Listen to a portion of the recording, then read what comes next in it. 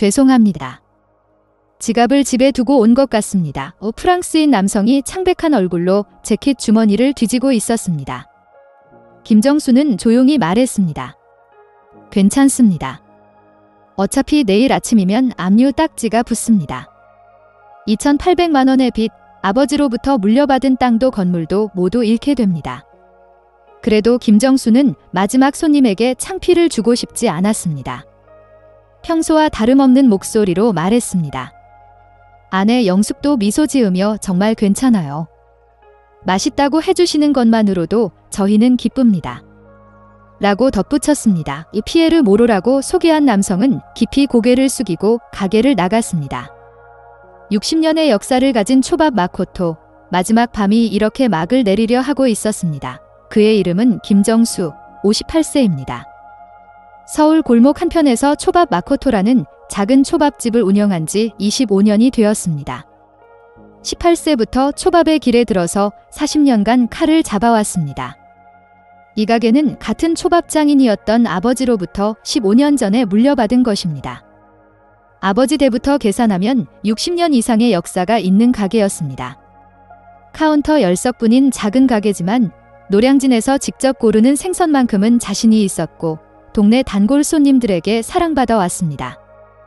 하지만 시대의 흐름에는 거스를 수 없었습니다.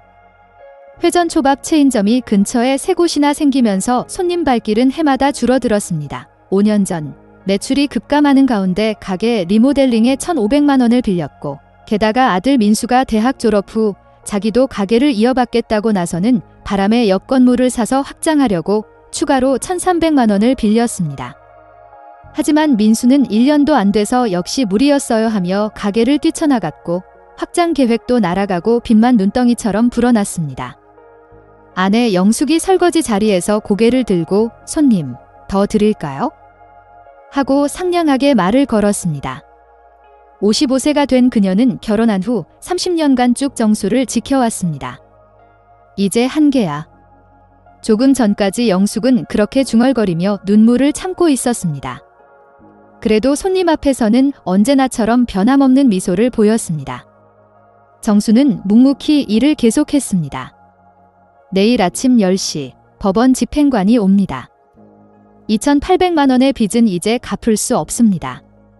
아버지로부터 물려받은 땅도 건물도 모두 경매에 넘어가고 60년의 역사가 끝나게 됩니다. 저녁 8시가 넘어 문을 열고 외국인 남성 한 명이 들어왔습니다. 안녕하세요. 아직 괜찮나요? 유창한 한국어였습니다. 회색 양복을 입은 품위 있는 남성으로 55세쯤 되어 보였습니다. 어서 오세요. 영숙이 대답했습니다. 어디든 편한 곳에 앉으세요. 남성은 카운터 한가운데 앉아 피에르 모로라고 합니다. 한국에 산 지 10년 됐어요 하고 자기소개를 했습니다. 부동산 투자 일을 한다고 했습니다. 오마카세로 주세요. 피에르가 주문하자 정수는 작게 고개를 끄덕였습니다. 흰살 생선부터 시작했습니다. 광어 소금구이, 칼이 한 번 지나가자 은빛으로 빛나는 살점이 나타났습니다. 정수는 정성스럽게 샤리를 쥐고 와사비를 조금 얹어 피에르 앞에 놓았습니다. 트레비앙. 정말 훌륭합니다. 피에르가 눈을 빛냈습니다. 이렇게 섬세한 맛은 처음입니다. 정수는 말없이 고개를 끄덕이고 다음 한 점을 쥐었습니다. 초절임 고등어, 피조개. 하나하나 정성스럽게 마치 내일도 평범하게 가게를 열 것처럼 이런 진짜 서울식 초밥은 처음입니다. 피에르가 감탄했습니다. 다른 일식집에서는 맛볼 수 없는 장인의 기술이 한 점 한 점에 담겨 있습니다. 영숙이 감사합니다 하고 대답하자 피에르는 주인장께서는 몇 년이나 하셨어요? 하고 물었습니다. 40년입니다. 정수가 짧게 답했습니다. 40년이요? 피에르가 감탄했습니다. 그래서 이렇게 완벽한 거군요. 계산 부탁드립니다. 피에르가 일어섰을 때 정수는 15만 원입니다 하고 말했습니다. 피에르는 재킷 주머니를 뒤지고 가방 안을 확인했습니다. 얼굴이 창백해졌습니다. 죄송합니다. 지갑을 집에 두고 온 것 같습니다. 정수와 영숙은 서로 얼굴을 마주봤습니다. 마지막 매출조차 안 들어오는구나 하는 절망적인 상황이었습니다. 하지만 정수는 조용히 말했습니다. 괜찮습니다. 어차피요. 피에르가 놀라서 고개를 들자 정수는 계속했습니다. 어차피 내일이면 가게 문 닫습니다. 마지막 손님에게 창피를 줄 수는 없잖아요. 영숙도 미소 지으며 정말 괜찮아요. 맛있다고 해주신 것만으로도 저희는 기쁩니다 하고 덧붙였습니다. 피에르는 깊이 고개를 숙이고 꼭 내일 돈 가지고 오겠습니다 하고 약속하며 가게를 나갔습니다. 정수는 칼을 닦기 시작했고 영숙은 마지막 접시를 씻어냈습니다. 60년의 역사가 조용히 막을 내리려 하고 있었습니다. 다음 날 아침 약속대로 피에르 모로가 가게 앞에 나타났습니다. 하지만 그의 눈에 들어온 것은 압류라고 적힌 빨간 딱지였습니다. 유리문에는 법원 집행관이 붙인 고지서가 여러 장 나란히 붙어 있었습니다. 이게 피에르가 멍하니 서 있자 영숙이 가게 옆쪽 문에서 얼굴을 내밀었습니다. 어머, 어제 손님이시네요. 영숙은 지친 얼굴에 미소를 띠고 피에르를 안으로 들였습니다. 안에서는 집행관이 재산 목록을 작성하는 중이었습니다. 정수는 묵묵히 방석에 앉아 그 모습을 지켜보고 있었습니다. 6개월 후에 경매에 넘어갑니다. 영숙이 조용히 설명했습니다. 그 후 건물은 철거될 겁니다. 경매 낙찰받은 부동산 회사가 아파트 건설을 계획하고 있대요. 피에르는 지갑에서 20만 원을 꺼냈습니다. 어젯밤 값사고 사과의 마음입니다. 하지만 정수는 고개를 저었습니다. 이제 가게는 없습니다. 어제는 마지막 손님으로 와주셨잖아요. 그것만으로 충분합니다. 이 피에르는 정수의 고집스러운 표정을 바라봤습니다. 그리고 영숙이 어젯밤 보였던 눈물의 의미를 이해했습니다. 이 부분은 가게가 망하는 걸 알면서도 낯선 외국인에게 최고의 대접을 해준 것입니다. 저는 부동산 투자자로서 많은 건물을 봐왔습니다. 피에르가 말했습니다. 하지만 어젯밤 같은 광경은 처음입니다. 프랑스에서는 상상도 못할 일이에요. 정수는 여전히 말이 없었지만 영숙이 남편은 불편용해서요 하고 미소 지었습니다. 그로부터 6개월이 지났습니다. 경매 절차는 착착 진행되었습니다. 아버지 때부터 60년 이어온 초밥 마코토의 땅과 건물은 어느 투자회사가 4,800만 원에 낙찰받았습니다. 여러 부동산 개발 회사가 경쟁한 끝에 낙찰이었다고 집행관에게 들었습니다. 매각 대금에서 채권을 뺀 금액으로 빚은 완전히 갚았고 손해는 1,500만 원 정도 남았습니다. 하지만 정수는 그 돈에 손을 대려 하지 않았습니다. 아버지한테 물려받은 땅 판 돈이라며요. 그로부터 3개월 후 건물은 철거되고 추억이 가득한 그곳은 빈터가 되었습니다. 새 주인이 어떤 건물을 지을지 정수와 영숙은 알 길이 없었습니다. 김씨 부부는 역에서 15분 정도 떨어진 낡은 투룸 아파트로 이사했습니다. 월세는 80만 원입니다. 정수는 근처 대형마트 생선 코너에서 아르바이트를 시작했습니다. 시급은 1만 1천 원입니다.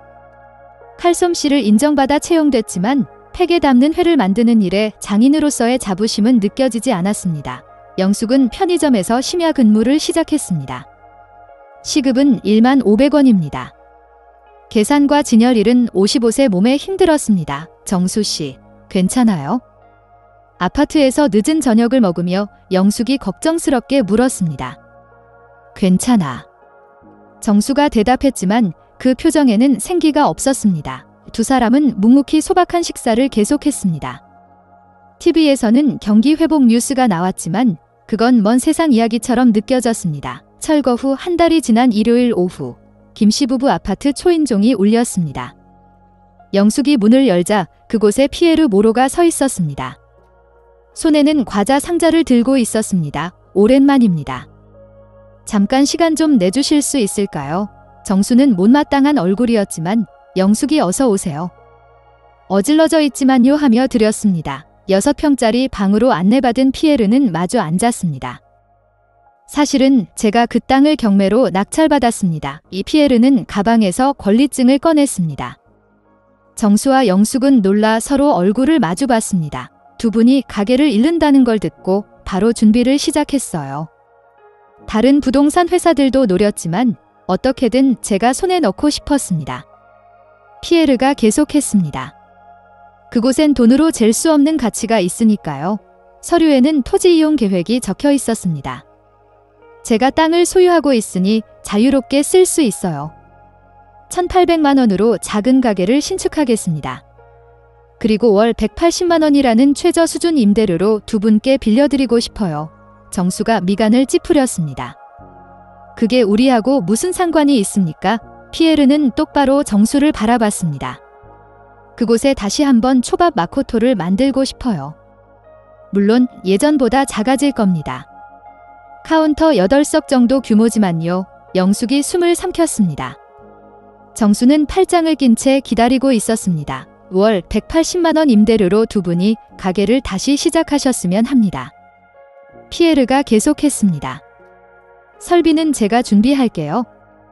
예전 초밥 마코토만 못하겠지만 장인이 솜씨를 발휘하기엔 충분한 환경을 만들겠습니다. 왜 그런 일을요? 영숙이 떨리는 목소리로 물었습니다. 피에르는 살짝 미소 지었습니다. 그날 밤 저는 한국 장인 부부의 마음씨를 봤어요. 프랑스에서는 상상도 못할 도덕을 넘어선 손님에 대한 진심이었습니다. 저는 이걸 세계에 알리고 싶어요. 피에르는 일어나 창밖을 봤습니다. 프랑스에서는 모든 게 계약과 이익으로 돌아갑니다. 하지만 두 분은 달랐어요. 가게를 잃기 전날 밤 낯선 외국인에게 최고의 대접을 해주셨잖아요. 영숙 씨는 눈물을 참으며 미소로 접객했고 김 선생님은 마지막까지 완벽한 일을 하셨어요. 정수가 입을 열었습니다. 시혜는 받지 않습니다. 그 말은 예상대로였습니다.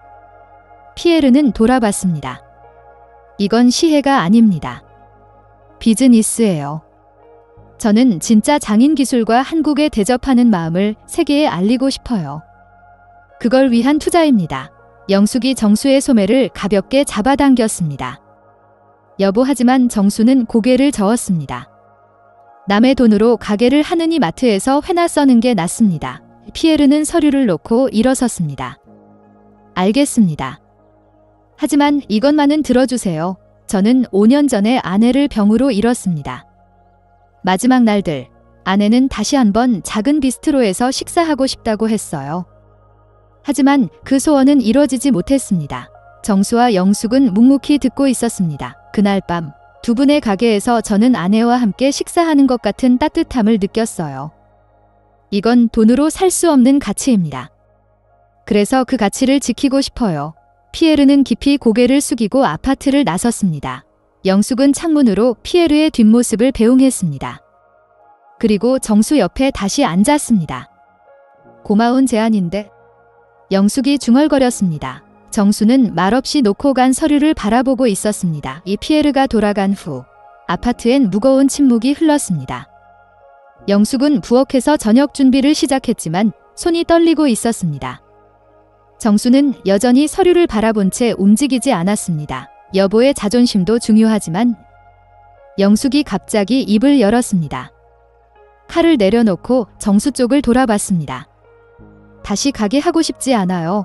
정수는 고개를 들었지만 아무 대답도 하지 않았습니다. 30년을 함께 해왔잖아요.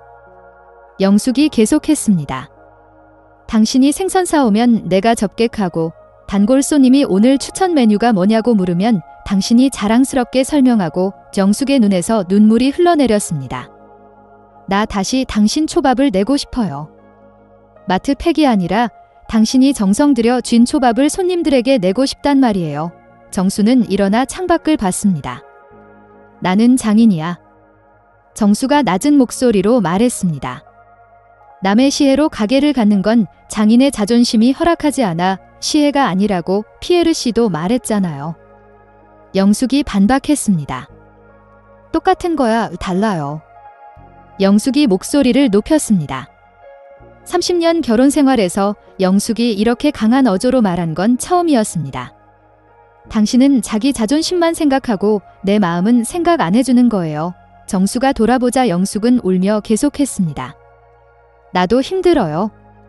하지만 당신과 함께라면 버틸 수 있다고 생각했어요. 편의점 심야 근무도 당신을 위해서라면 참을 수 있어요. 하지만 다시 가게를 할 수 있는 기회가 있는데 그걸 거절한다는 건. 영숙은 주저앉았습니다. 나는 당신이 빛나는 모습을 보고 싶어요. 카운터에 서서 자신있게 초밥 쥐는 그때 그 당신을 보고 싶단 말이에요. 정수는 묵묵히 영숙 옆에 앉았습니다. 긴 침묵 후 정수가 중얼거렸습니다.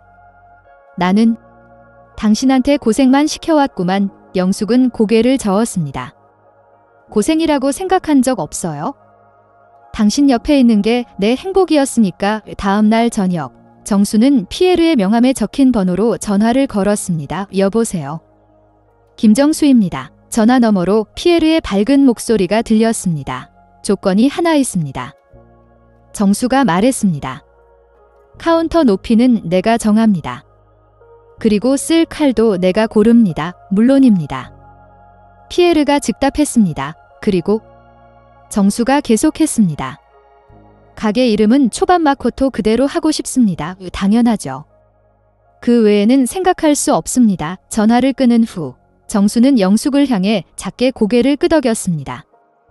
영숙은 눈물을 흘리며 정수의 손을 잡았습니다. 공사가 시작되자 정수는 매일같이 현장에 얼굴을 내밀었습니다. 카운터 높이가 2cm 낮다느니 도마 놓는 위치가 여기가 아니라느니 세세한 주문을 했습니다. 현장 감독은 난감해했지만 영숙이 중간에서 조정했습니다. 죄송해요. 남편이 장인 기질이 있어서요. 영숙이 사과하자 피에르는 웃었습니다. 이래야 하는 겁니다. 타협하지 않는 자세야말로 진짜 장인이죠. 어느 날 정수가 냉장고 위치를 바꾸고 싶다고 했습니다. 영숙이 이미 공사도 막바지인데 하고 말렸지만 정수는 꿈쩍도 하지 않았습니다. 동선이 나쁘면 좋은 일을 할 수 없어 피에르는 추가 비용을 신경 쓰지 않고 변경을 승낙했습니다. 김 선생님이 만족하는 가게가 아니면 의미가 없습니다. 공사는 예정보다 한 달 늦어졌지만 드디어 새로운 초밥 마코토가 완성되었습니다. 새 가게가 완성된 날 피에르는 집에서 노트북을 향하고 있었습니다. 장인들 재팬, 일본의 장인들이라는 제목으로 유럽향 블로그에 글을 쓰기 시작했습니다. 프랑스어로 정성스럽게 김씨 부부와의 만남부터 가게 재건까지를 적어 내려갔습니다. 58세의 고집센 초밥장인 김정수. 그리고 그를 30년간 지켜온 아내 영숙의 피에르는 사진을 고르며 글을 이어갔습니다. 막 완성된 가게 앞에서 찍은 김씨 부부 사진이었습니다. 정수는 여전히 무뚝뚝했지만 영숙이 다정하게 팔짱을 끼고 있는 모습이 인상적이었습니다. 그들은 2,800만 원의 빚으로 가게를 잃었습니다. 압류 전날 밤 저는 우연히 그 가게를 찾았고 지갑을 잊는다는 실수를 저질렀습니다. 하지만 김장인은 마지막 손님에게 창피를 줄 수 없다며 무료로 대접해 주었습니다. 이 피에르는 그날 밤의 감동을 떠올리며 계속 썼습니다. 영숙 씨는 눈물을 참으며 미소로 괜찮다고 말해 주었습니다. 이것이 진정한 한국에 대접하는 마음, 오모테나시입니다. 글 중반에서는 정수의 장인으로서의 고집에 대해 언급했습니다. 김 선생님은 제 제안을 한 번 거절했습니다. 시혜는 받지 않는다고요? 하지만 영숙 씨가 설득했습니다. 당신의 초밥을 다시 내고 싶다며 울면서 호소하는 아내의 모습에서 저는 진정한 부부의 끈을 봤습니다. 이 피에르는 공사 중 모습도 자세히 적었습니다. 카운터 높이 2cm 오차도 허용하지 않았습니다. 냉장고 위치를 몇 번이나 바꿨습니다. 현장 감독은 난감해했지만 영숙 씨가 중간에서 남편은 장인 기질이 있다며 다정하게 조율해 주었습니다. 그리고 글 후반에는 이렇게 적었습니다. 프랑스에서는 부부가 대등한 파트너임을 중시합니다. 하지만 한국의 김씨 부부를 보며 저는 다른 형태의 아름다움을 발견했습니다. 아내는 남편의 고집에 한숨 쉬면서도 이 사람의 초밥이 최고라며 지탱해 줍니다. 남편은 말은 없고 서툴지만 아내에 대한 감사를 행동으로 보여줍니다. 30년간 쌓아온 이것이 진정한 한국의 끈입니다. 글을 올리자마자 반응이 왔습니다. 파리의 친구에게서 정말 아름다운 이야기라는 댓글이 달렸고 리옹의 요리 평론가는 장인의 자부심과 부부의 사랑, 둘 다 담긴 훌륭한 이야기라고 평가했습니다. 3일 후 제한 프랑스인 커뮤니티 페이스북 그룹에서도 화제가 되었습니다. 이상적인 부부의 가게를 찾았다는 게시물에는 순식간에 100개가 넘는 좋아요가 달렸습니다. 오픈 첫날 아침 준비를 하고 있자 프랑스인 여성이 가게를 찾아왔습니다. 피에르 씨의 블로그를 읽었어요. 점심 예약 가능한가요? 영숙이 놀라 정수를 보자 정수는 작게 고개를 끄덕였습니다. 그날 저녁 카운터 8벽은 전부 프랑스인 손님으로 채워졌습니다. 마담 영숙, 당신의 미소는 정말 멋져요. 출장 온 남성이 말했습니다. 영숙이 쑥스럽게 감사합니다 하고 대답하자 옆 여성이 무슈의 초밥은 예술 작품이에요 하고 칭찬했습니다. 정수는 말없이 하지만 평소보다 정성스럽게 한 점 한 점을 쥐고 있었습니다. 어느 날 프랑스 대사관 문화 담당관이 방문했습니다. 김 선생님 부부의 이야기는 프랑스에서도 화제입니다. 담당관이 말했습니다. 한불 문화교류 행사에서 꼭 초밥 실현을 해주실 수 없을까요? 정수는 거절하려 했지만 영숙이 남편은 사람들 앞에 서는 게 어색해서요 하고 다정하게 설명했습니다. 하지만 가게에서라면 괜찮죠. 영숙이 정수에게 확인하자 정수는 마지못해 고개를 끄덕였습니다. 행사 당일 20명 정도의 프랑스인이 가게를 찾았습니다. 정수는 긴장했지만 칼을 잡자 평소의 집중력이 돌아왔습니다. 참치 해체를 실현하자 손님들에게서 감탄이 터졌습니다. 이것이야말로 한국의 장인 기술이군요. 40년 경험이 하나하나 동작에 나타나 있어요. 영숙은 통역을 하며 자랑스럽게 정수를 바라봤습니다. 한 젊은 프랑스 여성이 말했습니다. 제 부모님은 이혼하셨어요. 하지만 김 선생님 부부를 보니 결혼이 좋은 거라고 느껴져요.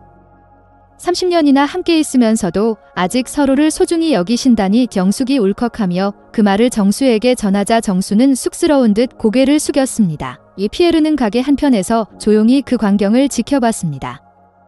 이것이야말로 제가 전하고 싶었던 한국의 미학입니다. 하고 중얼거렸습니다. 재개점 후 3개월이 지난 토요일 저녁이었습니다. 가게는 만석이었고 정수는 바쁘게 초밥을 쥐고 있었습니다. 영숙이 기다리셨습니다. 중뱃살이에요 하고 손님에게 내고 있을 때 입구 미닫이 문이 조용히 열렸습니다. 죄송합니다. 오늘은 만석이. 영숙이 돌아보자 그곳에 서 있던 사람은 3년간 연락 없던 아들 민수였습니다. 25세가 된 민수는 조금 야위었지만 옛날 모습이 있었습니다. 검은 재킷을 입고 긴장한 표정으로 서 있었습니다. 민수야. 영숙이 숨을 삼켰습니다. 정수도 손을 멈추고 아들을 바라봤습니다. 카운터 손님들이 갑작스런 침묵에 당황하고 있었습니다. 인터넷에서 가게 다시 시작했다고 봤어요. 민수가 어색하게 말했습니다. 막상 문을 열고 들어온 걸 후회하는 듯한 모습이었습니다. 정수는 말없이 다시 초밥을 쥐기 시작했습니다.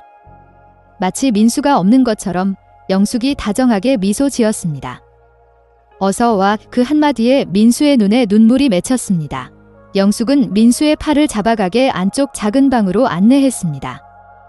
잠깐 기다려. 아버지 지금 바빠서. 민수는 묵묵히 고개를 끄덕였습니다. 1시간 후 마지막 손님이 돌아가고 정수가 발을 내렸습니다. 영숙이 민수를 데리고 나왔습니다. 아버지와 아들은 카운터를 사이에 두고 마주했습니다. 3년간 어디 있었냐? 정수의 목소리는 낮고 감정을 읽을 수 없었습니다. 서울에 있었어요. 민수가 대답했습니다. IT 회사에서 일했어요. 근데 최근에 그만뒀어요. 도망친 거냐? 정수의 말은 가혹했지만 민수는 고개를 저었습니다. 아니에요. 피에르 씨 블로그를 읽었어요. 정수와 영숙이 서로 얼굴을 마주봤습니다. 민수는 스마트폰을 꺼내 번역된 블로그를 보여줬습니다.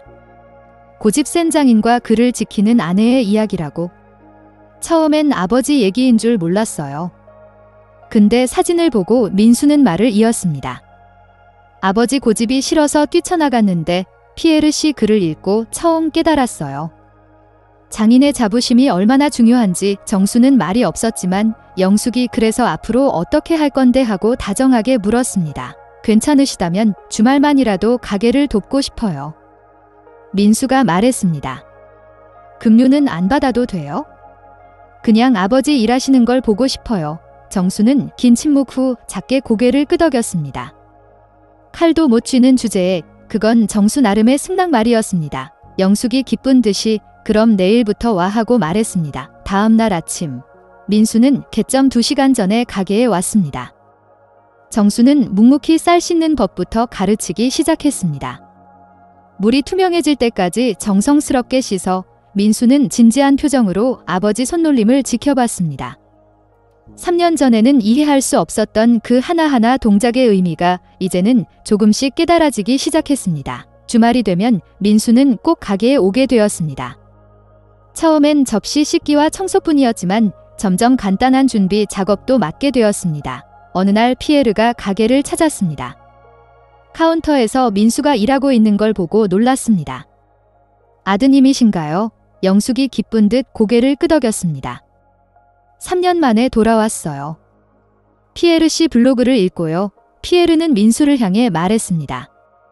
부모님은 대단하신 분들이에요. 무뚝뚝하지만 서로 지탱하며 자부심을 갖고 살아가시죠. 30년간 주교의 민수가 고개를 숙였습니다. 이제야 아버지의 대단함을 알겠어요. 피에르는 정수를 봤습니다. 그는 여전히 무표정이었지만 아들의 일하는 모습을 가끔 확인하고 있었습니다. 이 프랑스인들이 잃어가고 있는 가족의 끈이 여기엔 있습니다. 피에르가 말했습니다. 부자 3대가 가게를 잇는다. 이것이야말로 한국의 아름다운 전통입니다. 어느 날 폐점 후 민수가 말했습니다. 장래에는 아버지 맛을 이어가고 싶어요. 정수는 놀란 표정을 보였지만 곧 평소의 무뚝뚝한 얼굴로 돌아왔습니다. 10년 일러 하지만 영숙은 알고 있었습니다. 정수의 눈에 오랜만에 희망의 빛이 깃든 것을요. 민수는 매주 주말마다 아침부터 저녁까지 가게에서 수련하게 되었습니다. 샬이 쥐는 게 약해. 와사비 양이 너무 많아 정수의 지도는 엄격했지만 민수는 하나도 반박하지 않았습니다. 어느 날 단골 손님 앞에서 민수가 처음으로 계란말이를 만들었습니다. 아드님이 만드신 거예요? 손님이 놀라자 정수가 작게 아직 멀었습니다 하고 답했습니다. 하지만 영숙은 보았습니다. 정수가 민수의 계란말이를 맛보고 작게 고개를 끄덕인 것을요. 가족의 끈은 천천히 하지만 확실하게 회복되어 갔습니다. 1년 후 카운터 8벽의 작은 초밥 마코토는 동네 손님과 외국인으로 북적이는 가게가 되어 있었습니다. 정수는 여전히 고집세고 무뚝뚝했지만 영숙이 남편은 쑥스러움을 잘 타서요 하고 다정하게 보완해 줍니다. 2인 삼각의 접객이 오히려 가게 평판을 높여갔습니다. 월 매출은 4천만 원 정도입니다. 예전 큰 가게 시절을 넘어서는 좌석 효율로 카운터 8벽이라고는 믿기지 않는 번창이었습니다. 월세 180만 원을 내도 손에 남는 수익은 충분했고 정수는 매각으로 남은 돈에는 일절 손을 대지 않고 지금 번 돈만으로 살아가고 있었습니다. 이렇게 잘 될 줄이야. 영숙이 기쁜 듯 말하자 정수는 전보다 손님 얼굴이 잘 보여 하고 작게 중얼거렸습니다. 가게 입구에는 피에르가 보낸 작은 나무 패가 걸려 있습니다. 정성, 단 한 글자. 그건 가게 이름이자 정수가 40년간 관철해온 장인의 삶 그 자체였습니다. 어느 날 피에르가 카운터 한쪽에서 조용히 가게 모습을 바라보고 있었습니다. 정수가 묵묵히 초밥을 쥐고 영숙이 미소로 손님과 대화를 나누고 민수가 진지한 표정으로 준비를 하고 있었습니다. 한국 부부의 끈, 장인의 자부심, 가족의 재생. 피에르는 중얼거렸습니다. 모든 게 이 작은 가게에 있습니다. 정수가 피에르 앞에 특별히 쥔 한 점을 놓았습니다. 이건 서비스입니다. 정수에게서 처음 듣는 그 말이었습니다. 가게는 작아졌습니다. 하지만 그곳에 있는 따뜻함은 예전보다 더 확실한 것이 되어 있었습니다.